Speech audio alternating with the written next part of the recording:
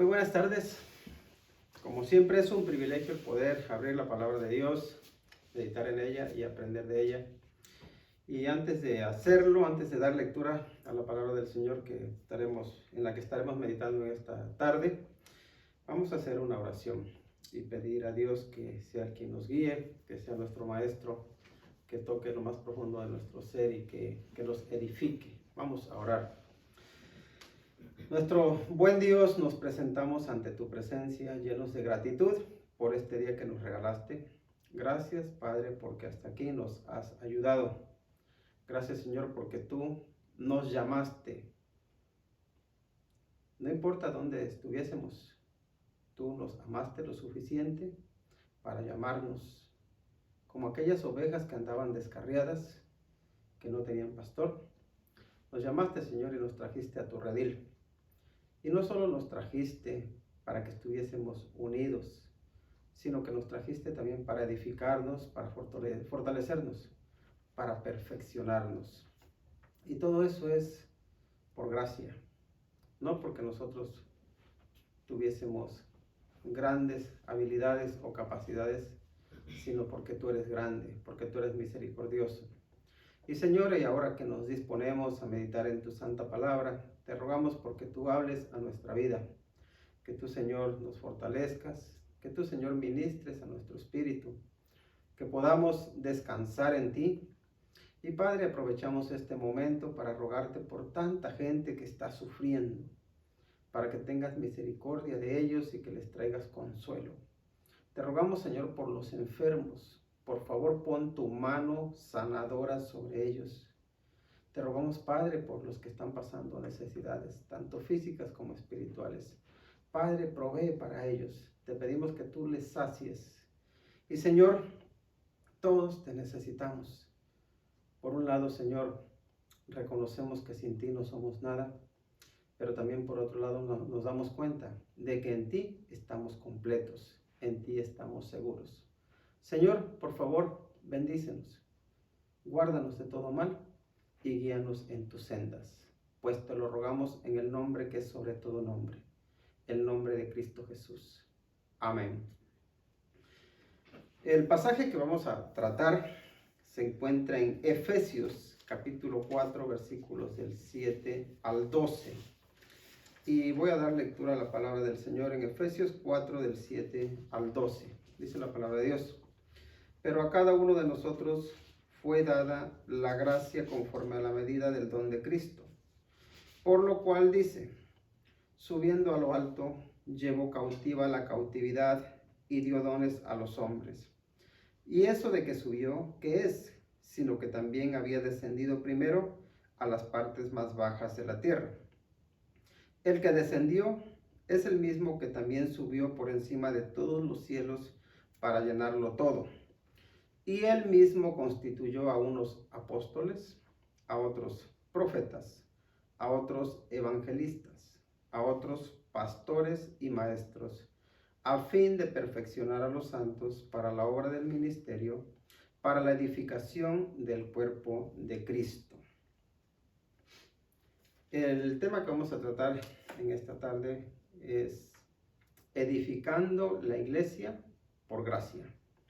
Y cuando hablamos de la gracia de Dios, debemos entender que la gracia de Dios no es solamente esa manifestación soberana de Dios en la cual Él se inclina y nos recoge de donde estuviésemos.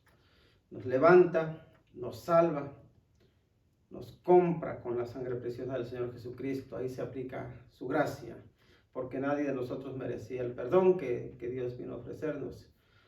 Pero la gracia de Dios está con nosotros. Es la que nos fortalece, la que provee lo que necesitamos para poder seguir creciendo, para seguir siendo perfeccionados. Y aquí debemos tener en cuenta que el apóstol Pablo está hablando a una iglesia que tiene sus luchas, que tiene sus dificultades, pero al fin y al cabo una iglesia que fue comprada por la sangre del Señor Jesucristo. Una iglesia y unos creyentes que fueron llamados para ser perfeccionados.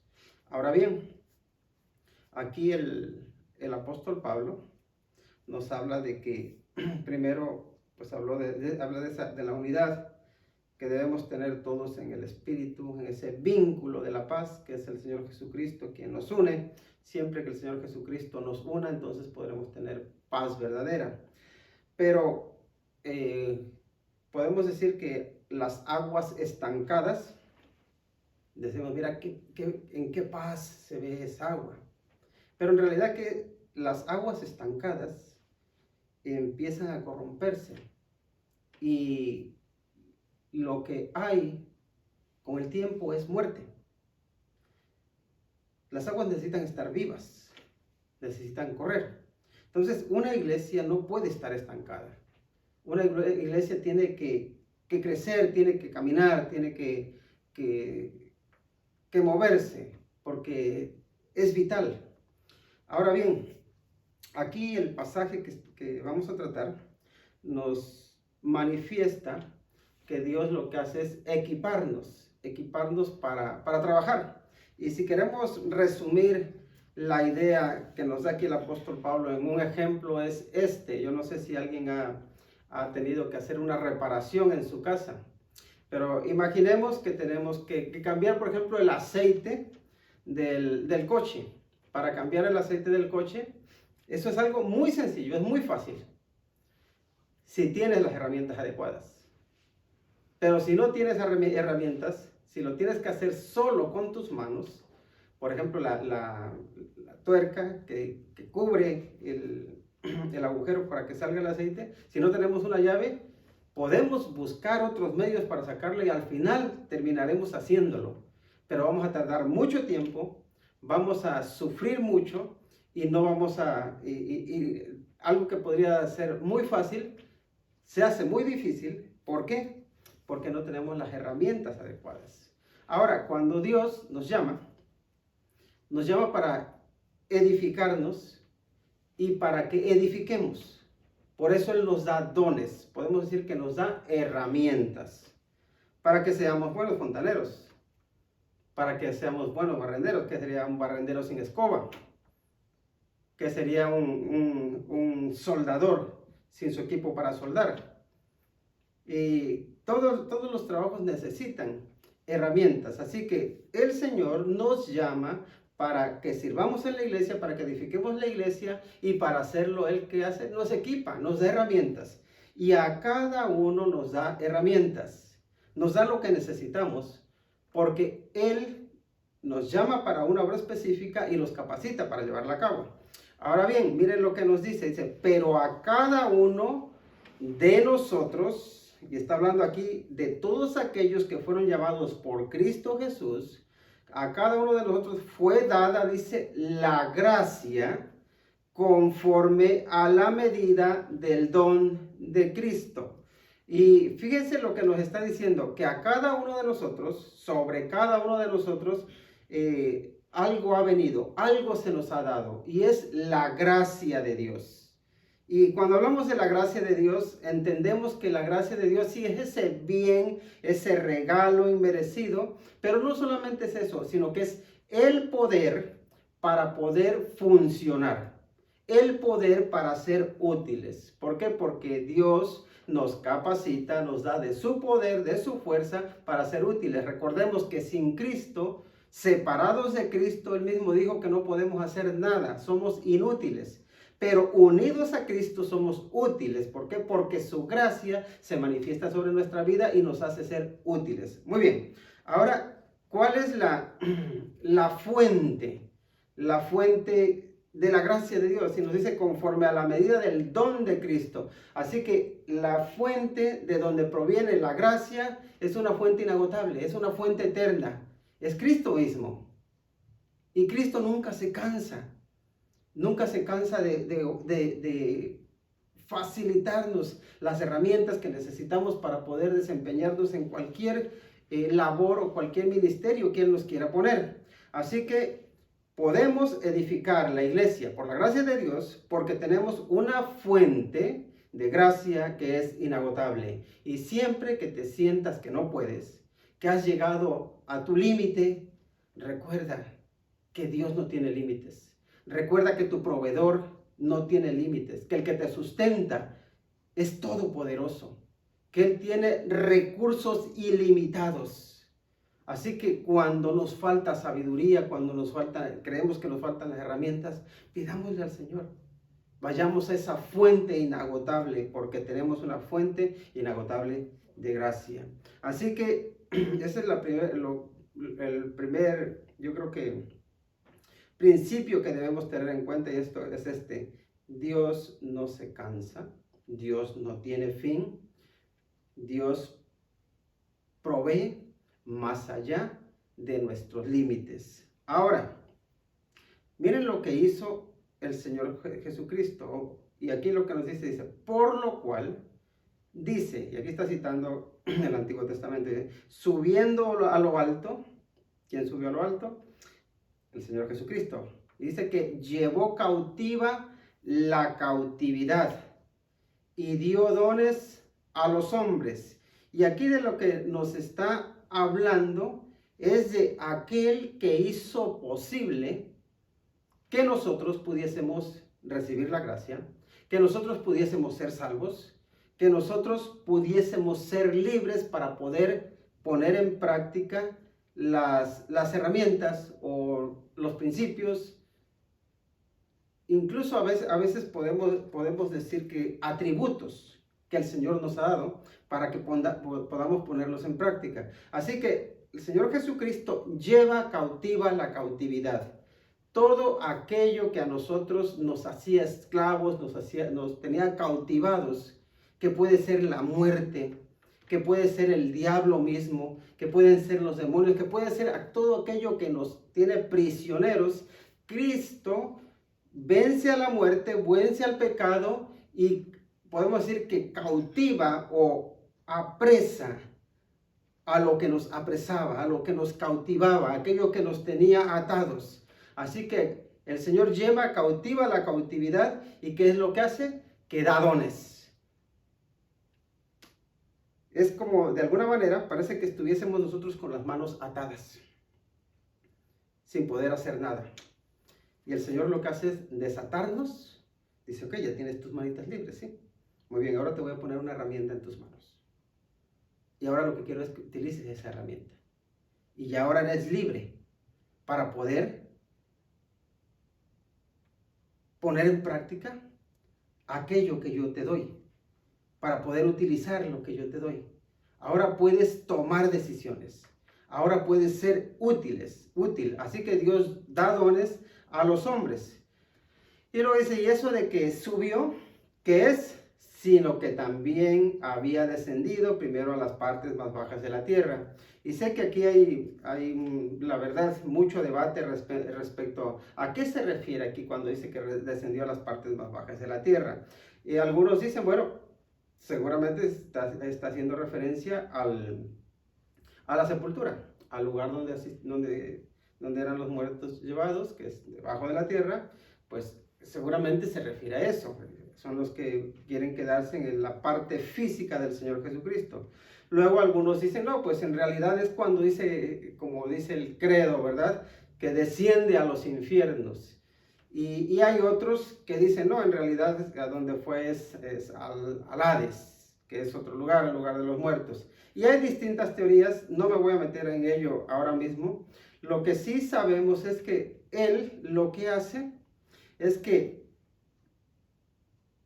descendió a las partes más bajas de la tierra, pero el que descendió es el mismo que también subió por encima de todos los cielos para llenarlo todo. Y aquí un poco de lo que está hablando es de que el Señor Jesucristo lo llena todo, lo cubre todo.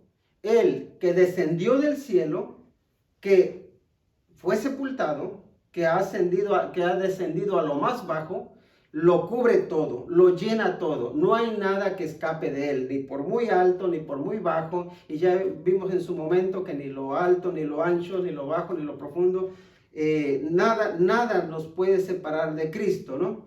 Ahora bien, aquí lo que está diciéndonos es que el Señor Jesucristo es capaz de cautivar al que cautiva, de liberar a los cautivos, de proveer a aquellos que han sido liberados de las herramientas necesarias para que sean útiles y que los hace útiles, y también Él lo llena todo, que Él es capaz de completarnos, Él es capaz de satisfacernos, Él es capaz de hacernos crecer, Él podemos decir que lo es todo. Él lo llena todo, desde lo más bajo hasta lo más profundo. Y de hecho eso es lo que nos dice, ¿no? Que por eso subió por encima de todos los cielos para llenarlo todo. Y esa es la idea que tenemos al final. Cristo lo llena todo. Cristo llena nuestra vida, llena nuestro corazón. Cristo llena la iglesia. Cristo es lo único que necesitamos para poder estar bien. Y cuando lo tenemos a Él, entonces podemos tenerlo todo. Y luego nos sigue adelante, dice, y Él mismo constituyó a unos apóstoles, a otros profetas, a otros evangelistas, a otros pastores y maestros, y ya nos dice que a fin de perfeccionar a los santos para la obra del ministerio, para la edificación del cuerpo de Cristo. Muy bien, Él constituye a algunos, no a todos, ¿verdad? En apóstoles. A otros los constituye en profetas, a otros evangelistas y otros pastores y maestros. Y cabe aclarar que aquí cuando habla de pastores y maestros se está refiriendo a algo que va unido. Los pastores se les requiere que sean maestros. Ahora bien, aquí hay pues diferencias de opiniones respecto a cómo interpretar este pasaje. Primero, Él constituyó a unos apóstoles. ¿Quiénes son los apóstoles? Son los 12 apóstoles que anduvieron con el Señor Jesucristo, y luego el que fue elegido, y entendemos que el último apóstol fue el apóstol Pablo. ¿O hay apóstoles hoy en día? Existen apóstoles hoy en día, como igual que los apóstoles que teníamos en el Nuevo Testamento, o ya no hay. Si vemos hacia nuestro alrededor, vamos a ver que hay muchos que dicen que sí, que son apóstoles, en el mismo sentido de los discípulos. Y no tenemos que fijarnos en que aquella iglesia sí, aquella no. Hay dentro de varias iglesias muchos que se autoproclaman apóstoles. Ahora, tenemos que pensar en esto. La iglesia descansa sobre el fundamento de los apóstoles y el fundamento de los profetas. Ahora bien, hay un fundamento que ya está puesto, al que ya no se le tiene que añadir, al que ya no se le tiene que quitar. Y ese fundamento que ya está puesto, que es el de los profetas y el de los apóstoles, está cerrado, está cumplido, no se le tiene que añadir, no se le tiene que quitar, no se le tiene que cambiar. Entonces, si los apóstoles ya han puesto el fundamento, si los profetas ya han puesto ese fundamento entre ambos, como dijo el Señor Jesucristo, ahora mi pregunta es, los que se llaman apóstoles hoy en día, ¿pueden poner nuevos fundamentos?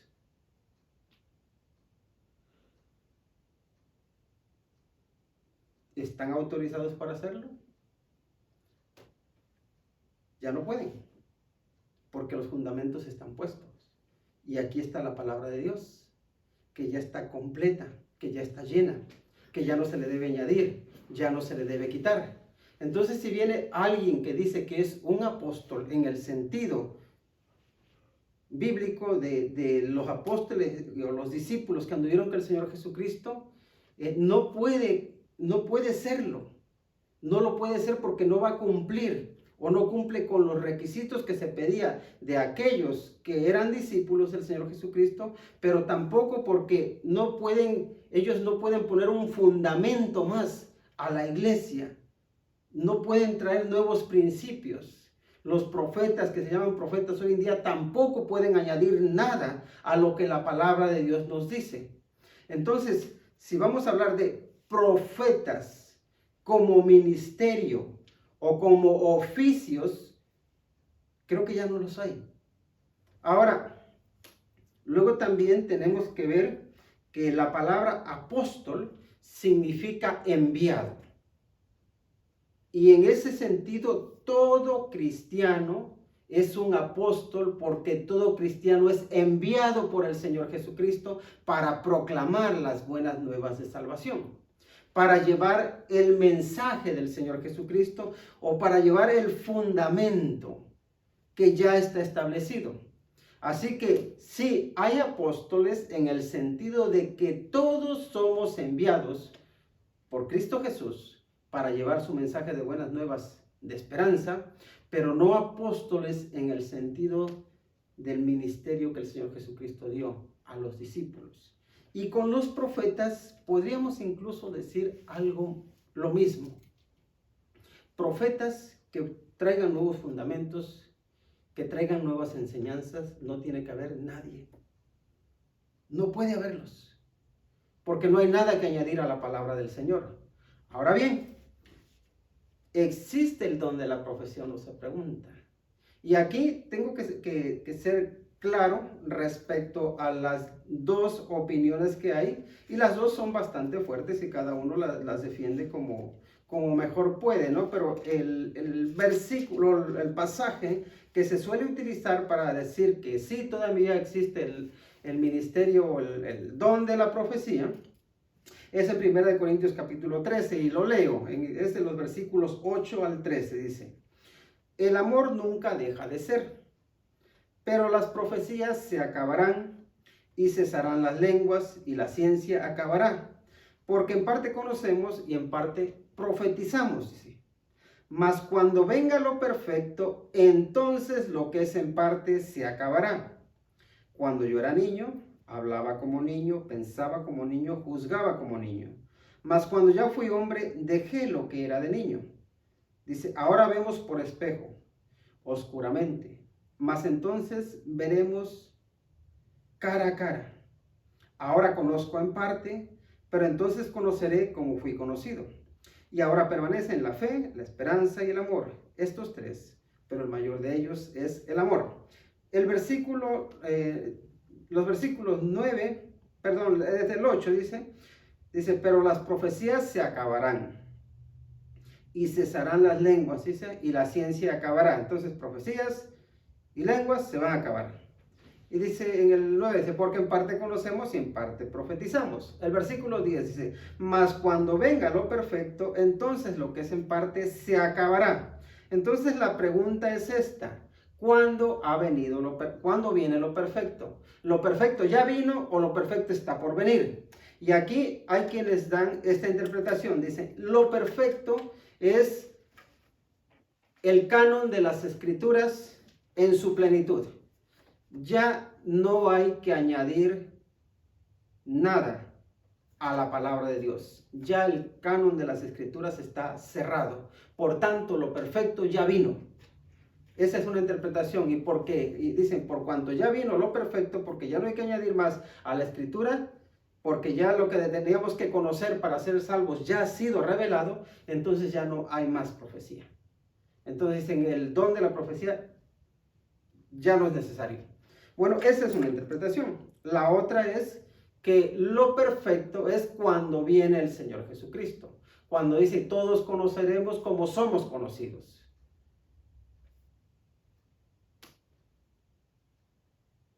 ¿Quién está en lo correcto?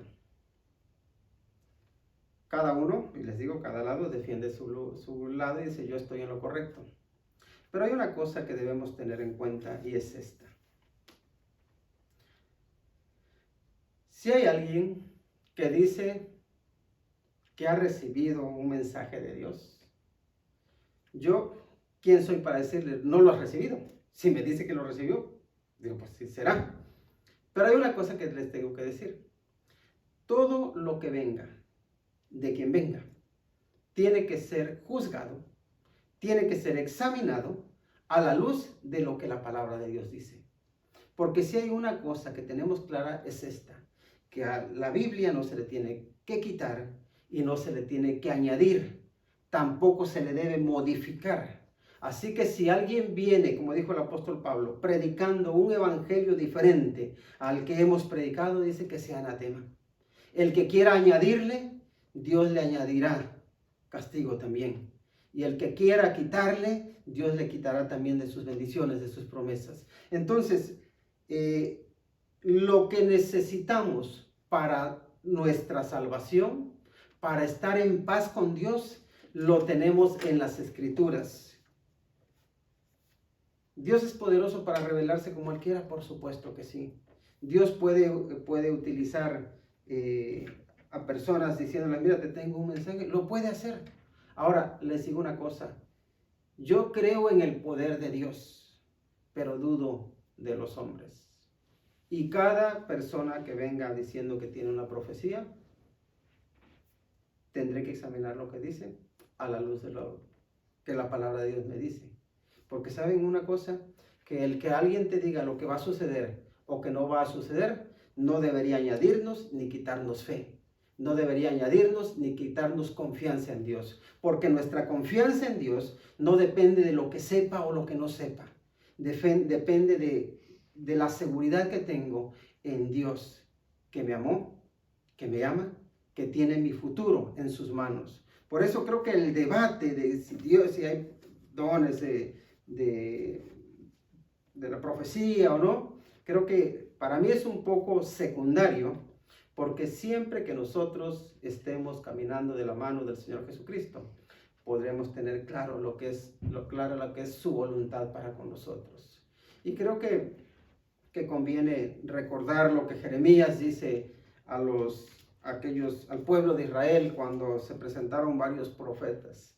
Y dice Jeremías, más bien Dios dice, ellos no escucharon mi voz porque no estaban en mi secreto. Pero si hubiesen estado en mi secreto, entonces me habrían escuchado mi mensaje. Y eso es lo que necesitamos nosotros.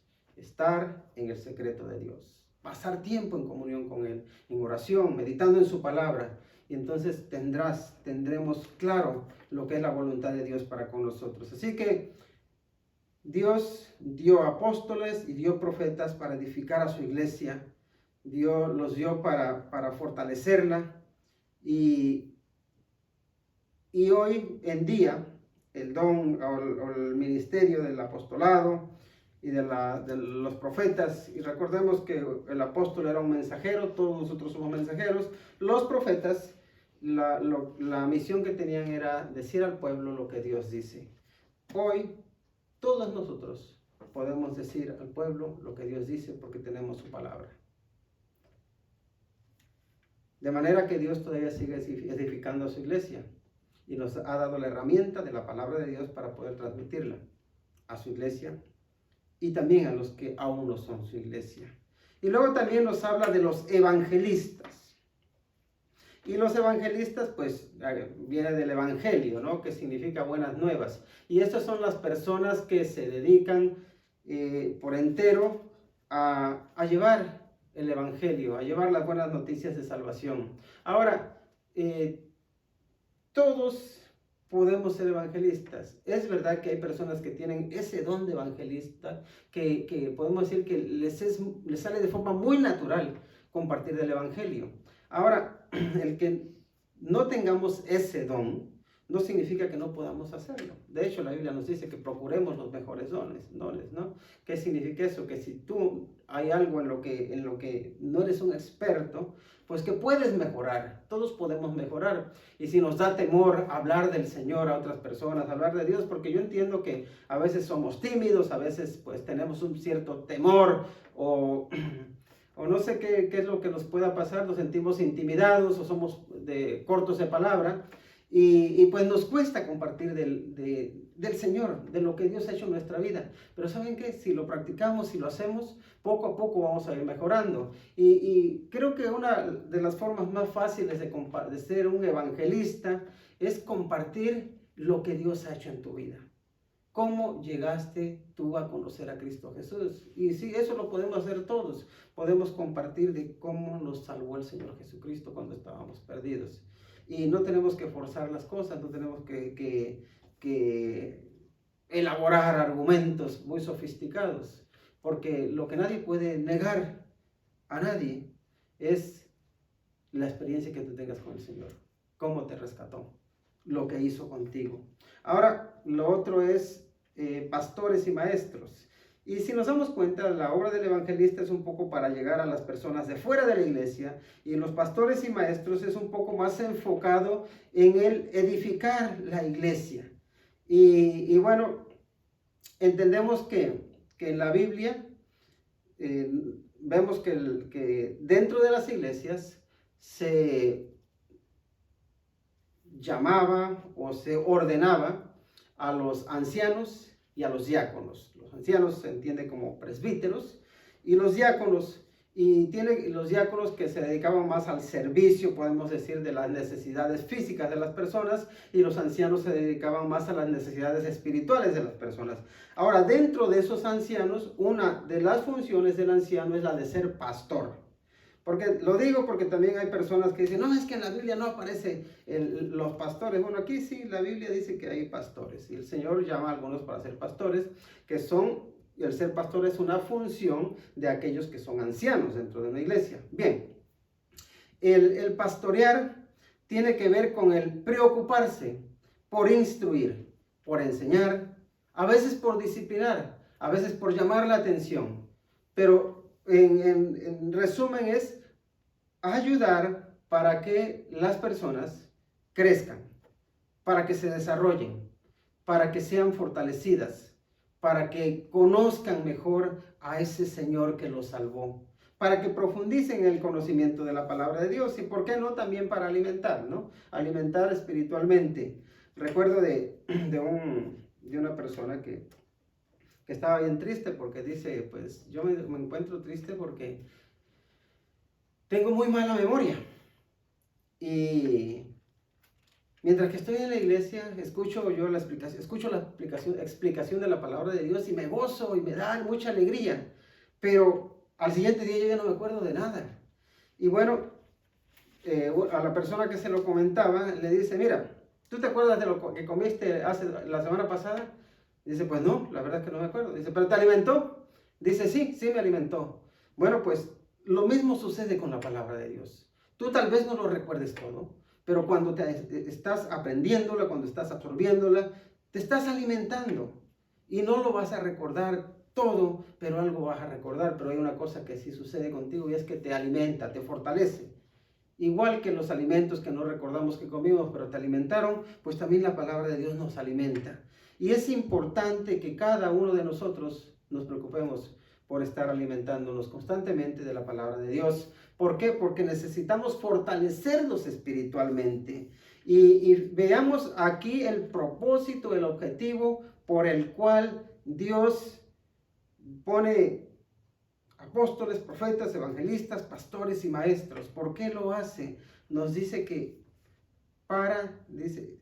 dice, a fin de perfeccionar a los santos para la obra del ministerio. Aquí habla de perfeccionar.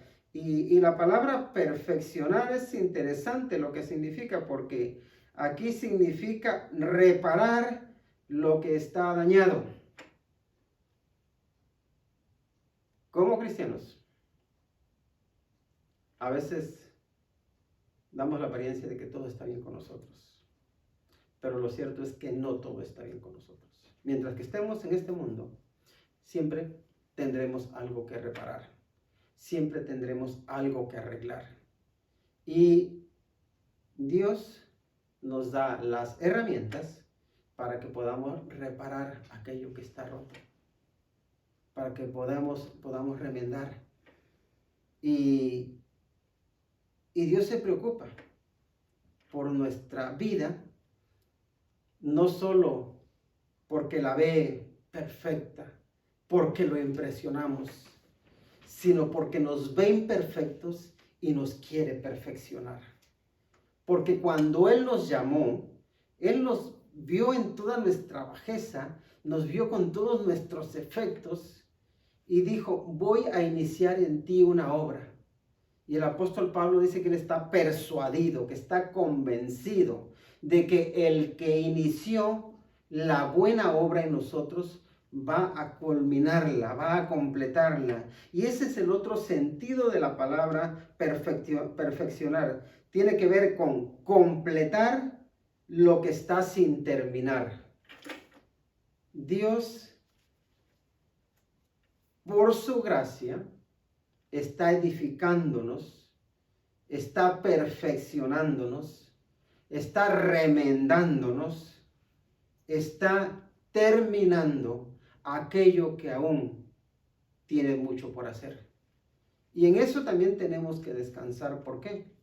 Porque a veces uno tiene la idea de que una vez que uno conoce al Señor Jesucristo como Salvador, que ya no vamos a tener problemas, ya no vamos a pecar, ya vamos a tener hasta una aureola por ahí de santidad, ¿no? Porque parece que vamos a ser los mejores del mundo, pero luego nos encontramos con la cruda realidad, y es esta: todavía pecamos, todavía anhelamos hacer cosas malas, nuestro corazón todavía tiene deseos malos, nos engaña nuestro corazón.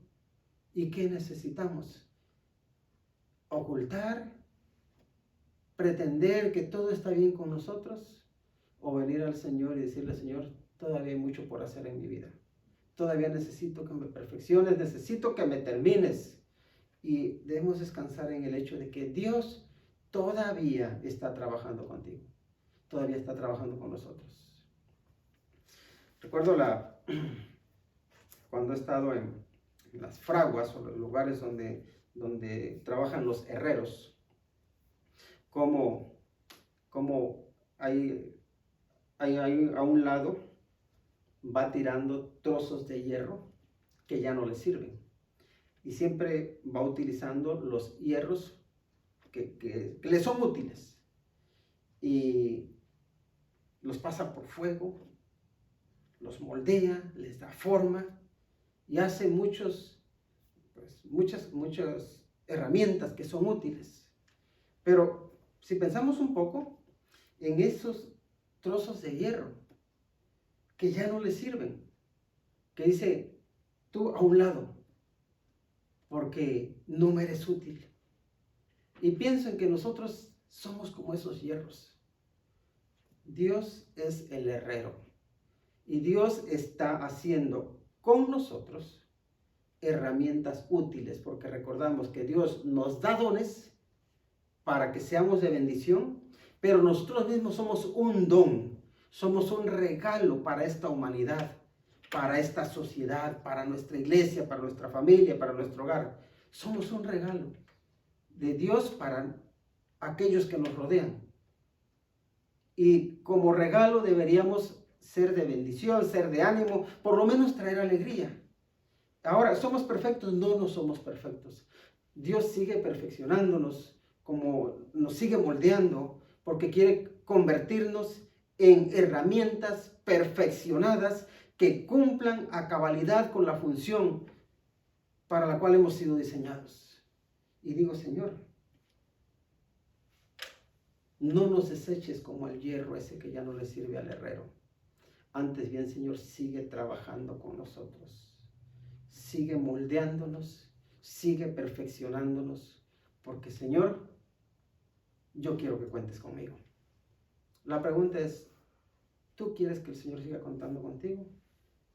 Pues no te creas que ya eres perfecto, no te creas que ya lo sabes todo, no te creas que ya no tienes que mejorar. Piensa en que eres una obra que está en proceso. Dios está perfeccionándote todavía. Por tanto, tenemos que tener la humildad suficiente para dejarnos moldear por el Señor, porque Dios nos da dones para perfeccionarnos, y nos perfeccionamos unos a los otros, porque al fin lo que Él quiere es edificar su cuerpo. Recordemos que el Señor Jesucristo es la cabeza, y nosotros como iglesia somos el cuerpo de Cristo. Y Dios quiere edificar a su iglesia. Te quiere edificar a ti, me quiere edificar a mí. Y Dios siempre va a edificar, siempre va a obrar en aquello que está dispuesto a dejarse moldear, que está dispuesto a dejarle a Dios su lugar, ese lugar que le corresponde, el lugar central, el lugar principal. Por tanto, dejemos a Dios o demos a Dios el lugar de preeminencia, el lugar que le corresponde. Dice ahí mismo en Efesios, dice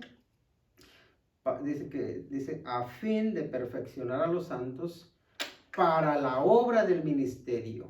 Nos quiere perfeccionar y esa obra del ministerio es para servir, y lo dice para la edificación del cuerpo de Cristo, para que sirviendo podamos edificar a los demás, para que sirviendo podamos edificar, pero también ser edificados.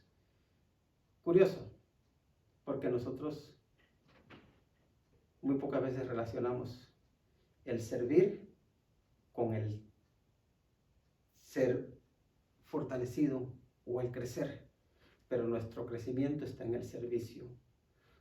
Cuanto más sirves, más grande eres. Cuanto más útil le eres al Señor, más creces en tu relación con el Señor. Así que Dios nos quiere perfeccionar para que le seamos útiles. Permitamos que el Señor obre en nuestra vida y digámosle: Señor, no te canses de mí, hazme útil y perfeccióname. Vamos a orar. Te rogamos, nuestro buen Dios, porque tú en tu misericordia sigas moldeándonos. Si quieres que seamos tijeras, sigue afilándonos. Si quieres que seamos martillo, sigue fortaleciéndonos. Si quieres que seamos una joya preciosa, sigue purificándonos en el fuego. Señor, tú sabes para lo que nos quieres utilizar. Y te rogamos, oh Dios, porque continúes perfeccionando tu obra en nosotros. Y Padre, tú nos das dones, tú nos capacitas, y solo te rogamos porque nos dejes ese corazón sensible para poder poner a tu servicio los dones que tú nos has dado. Señor, haznos útiles. Ayúdanos a edificar tu iglesia por la gracia que has derramado sobre nuestra vida. Pues te lo rogamos en el nombre de Cristo Jesús. Amén. Okay.